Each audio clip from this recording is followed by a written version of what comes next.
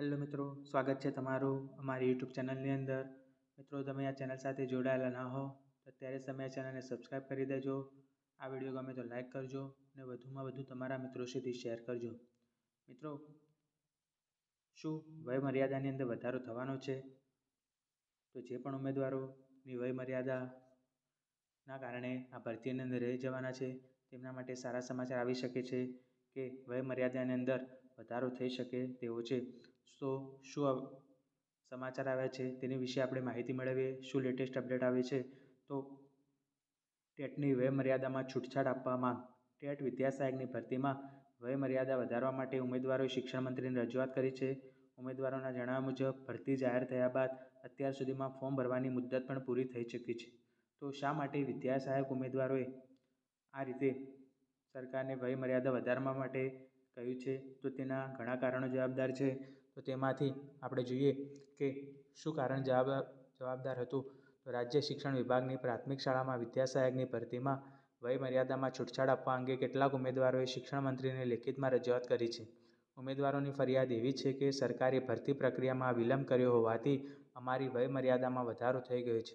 કારણ કે સરકારે ટેટ 1 અને 2ની અંદર 2011થી જેટલા પણ ટેટ પાસ ઉમેદવારો છે તેમને માન્યતા આપી છે. હવે તેની અંદર ઘણા ઉમેદવારો એવા છે જેઓ ટેટ પાસ છે, સાથે સાથે તેમની વય મર્યાદામાં વધારો થયો છે, જેના કારણે તેઓ આ ભરતીની અંદરથી રહી જાય છે.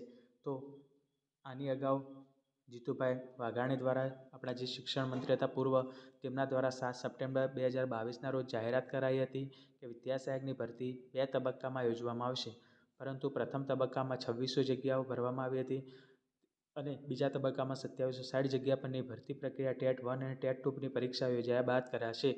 જે અન્વયે રાજ્ય પરીક્ષા બોર્ડ દ્વારા મે 2023માં ટેટ 1 અને ટેટ 2ની પરીક્ષા પણ યોજાઈ હતી. પરંતુ નવેમ્બર 2023માં ભરતી કરવા માટે સરકાર દ્વારા નિયામક કચેરીને લીલી ઝંડી પણ આપવામાં આવી. પરંતુ સમગ્ર ભરતી પ્રક્રિયાની જાહેરાત અને ફોર્મ ભરવાની કાર્યવાહી છેક 7 નવેમ્બર 2024થી શરૂ કરવામાં આવી.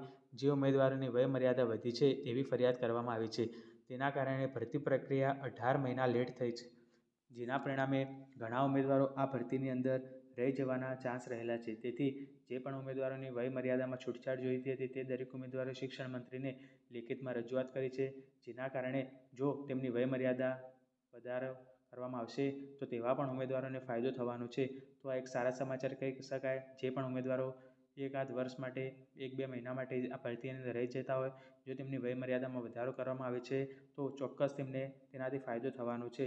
તો આ એક સારા સમાચાર કહી શકાય કે જો આ ભરતીની અંદર વય મર્યાદા કરવામાં આવે છે તો ઘણા ઉમેદવારોને આનાથી ફાયદો થવાનો છે. કારણ કે ભરતી 18 મહિના લેટ થઈ છે, જેના પરિણામે ઘણા ઉમેદવારો આ ભરતીની અંદરથી રહી જવાના છે.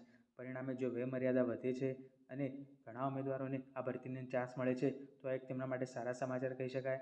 તો આ હતી આજની લેટેસ્ટ અપડેટ કે ટેટની વય મર્યાદામાં ચોક્કસ વધારો થઈ શકે છે.